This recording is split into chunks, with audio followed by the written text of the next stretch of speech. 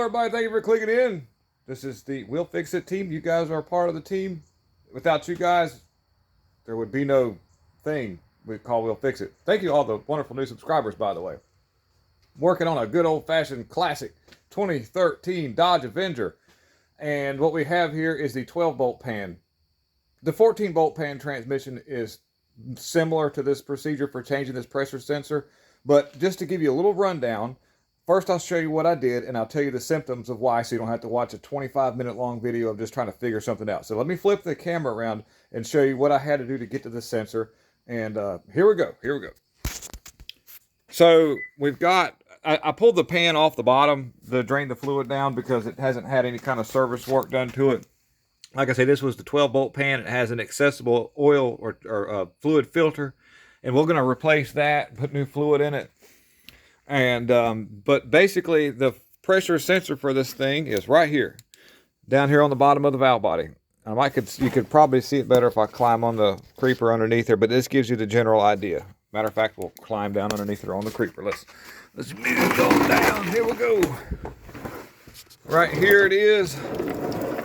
The difference between well, there's a little bit of difference, but so the 14-bolt pan transmission is the 4-speed transmission, and the 12-bolt pan is the more, I think it's a 5 or 6-speed transmission. Either way, here it is right there with that red little connector there. There's the pressure sensor, and it's got a 3-bolt flange that holds it on. One of them is an 8mm, a couple of Torx bits, and it looks like this is the detent for what you feel when you shift through the gears. I think that doesn't have to be moved. So basically, we're going to remove those 3 bolts that hold it on. This is harder to secure it.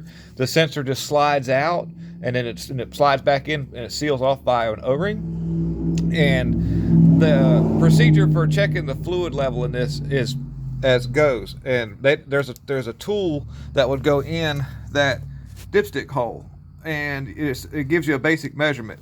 Just to give you a little idea, if you're trying to do this on your own, the level of the fluid would have to be about right here on this pan. When this pan is up on the front of the transmission, it would need to be kind of stay right here, right about right there.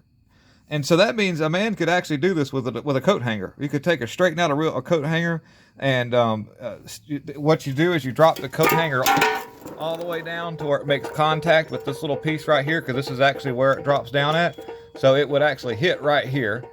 And then you kind of guesstimate, it takes a little bit of guesstimation, but you just need to figure where that coat hanger is going to be at, and mark it with a little bit of whiteout or a piece of electrical tape. And then you can just drop the coat hanger down in there and check the fluid like that. That actually works really good. So you don't have to buy a tool or scramble and try to find something or call the dealership for something that's been discontinued. So that's basically the procedure. Now let me flip the camera back around so you can see my big beautiful face. The symptoms of this problem occur where the transmission will go into a thing called limp mode, and it doesn't mean it's going to have a complex if something doesn't perform properly after a certain event takes place. What it means is the transmission is going to actually operate in just one speed. In other words, probably in takeoff in first, or might even be in third gear, but it'll stay in A gear so that because it can't read the pressure. So it doesn't know where to put the actual line pressure as it shifts through the gears and manage shift points. So to keep from slippage and messing up the clutches, it just sort of like says, okay, lock into one speed, run it there. And this thing can be intermittent. They can work sometimes, and sometimes they can go offline and cause hard shifts, no shifts, and of course check engine light. Basically, that's it. So what I'm going to do is swap that out. You use... there's like a gasket sealer that you use. I'm trying to see if I've even got my caulk gun here and I can show you. A silicone-based sealer works.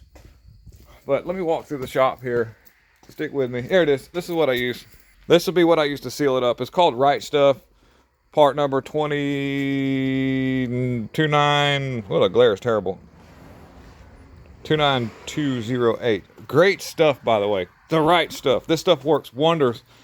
And that's actually what OEM manufacturers use. We'll clean it up real good with a wire wheel, wipe everything down, get all the oil residue off, seal everything back up, button it all back down, call it a day. Thank you very much for watching. Please hit the like, subscribe, and share it. If you have any questions, put it in the comment section. Do the best to answer. Peace out. I'm out. Bye.